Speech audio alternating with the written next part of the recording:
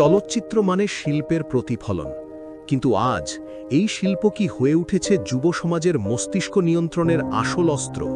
বর্তমানে অনেক সিনেমা ও ওয়েব সিরিজে গল্পের চেয়ে বোল্ড কন্টেন্টকে বেশি গুরুত্ব দেওয়া হচ্ছে। কপি পেস্ট করা কয়লা খনির মতো নোংরা সংলাপ আর অশ্লীলতা।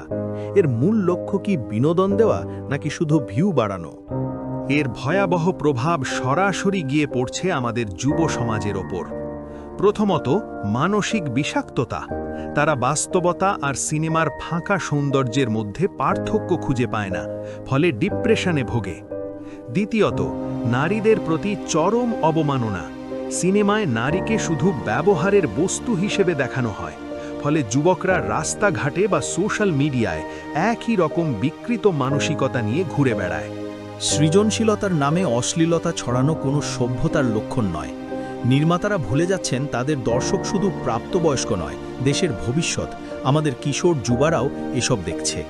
সময় এসেছে আমাদের জাগ্রত হওয়ার। এই বিষাক্ত কন্টেন্টগুলো বয়কট করুন। মনে রাখবেন, যে চোখ অশ্লীলতার অন্ধকারে অভ্যস্ত হয়ে যায়, সে আর সত্যের আলো কখনো দেখতে পায় না। সুস্থ সিনেমা, সুস্থ সমাজ চাই।